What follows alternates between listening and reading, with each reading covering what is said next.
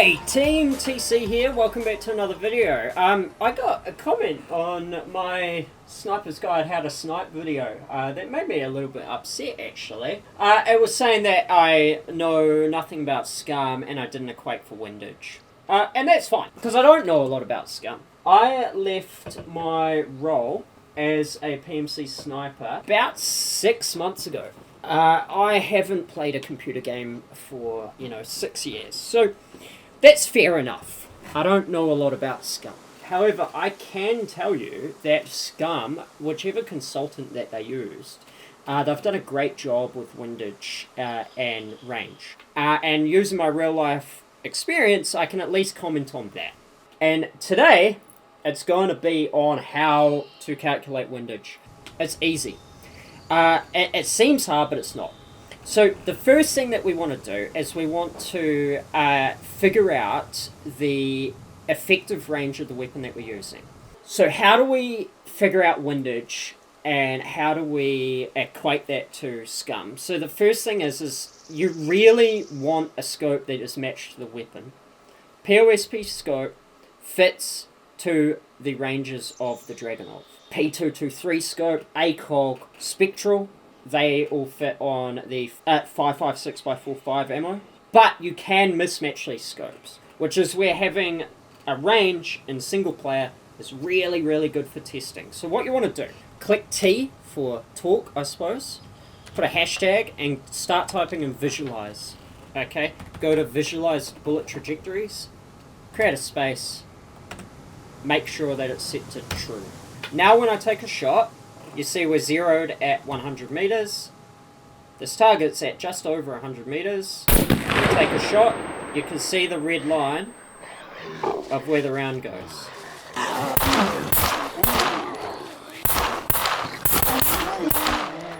Okay, so the blue indicates a hit. The green indicates a loss in velocity. The red is the initial. So now that we've got that out of the way, how do we measure effective range of the weapon that we're using? It's pretty simple. Those coloured lines that you saw while I was killing these puppets, or zombies, or whatever you want to call them, the colours of those lines mean things. So this is an SVD rifle. It's got quite a high effective range. In real life, it's around 900 metres. So let's range the 900 metre target and see what we can see. Okay, let's zero it up and take a shot. Okay, so we can see that trajectory there. Let's see if we can see it better with the M82 rifle. You can see it's starting to hit the green and it's going all the way down. It's been affected by the wind, so it went to the left. Alright, so that's how you find a weapon's effective range, is you wait till that line goes yellow. Anything beyond yellow means that the round is no longer that effective. This is much easier to visualize on something like the VSS, which you can put the same scope on, but this has a very short range, roughly 400 meters. So if we take this, let's change that windage value, okay, and take a shot at the 400. You can see that it falls quite quickly. Let's take another shot and look at the... Okay, you see it starts to go yellow. So that's how you can visualize and measure your weapon's effective range.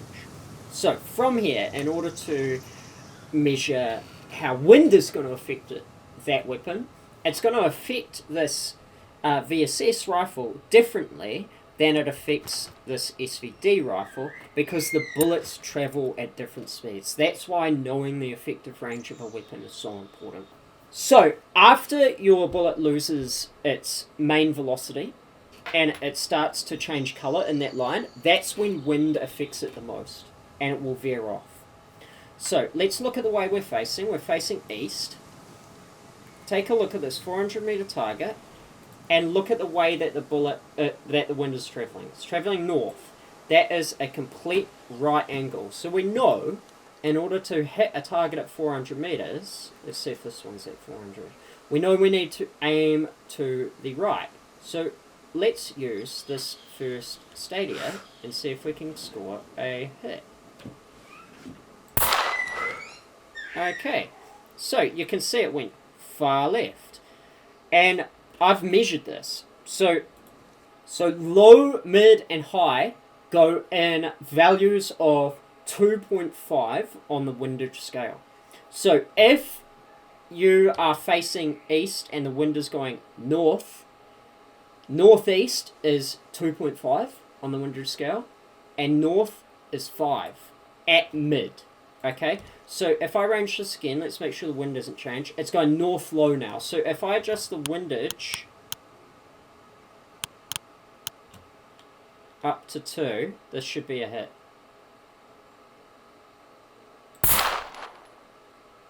Alright, there we go.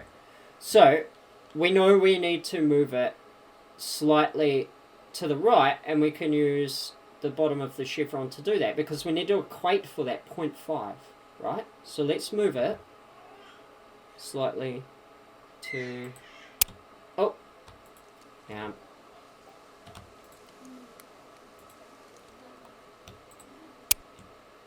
So let's move it slightly to the right and use the bottom of that stadia. Yeah, a little bit off. There you go. Okay. So, that's basically the start of how to use windage in order to adjust your rifle. You need to know the effective range of the rifle, and then you need to know about that every 30 degrees, that equates to 2.5 as a value at mid. Okay, so for example, if this was going at low and it's a complete right angle, then a wind blowing north, you only need to adjust your windage by 2. If it was going at mid, then you need to adjust your windage up to 5. If it was going high, you would adjust it to 7. Okay, so from these values, we can make informed decisions about windage direction. So, for example, at low, if this right angle, north, again at low is 2, and then 5, and then technically 7.5 at high, then we know this value is half that. So if you're facing east, but the wind is blowing northeast and it's going high, you adjust it by 3.5.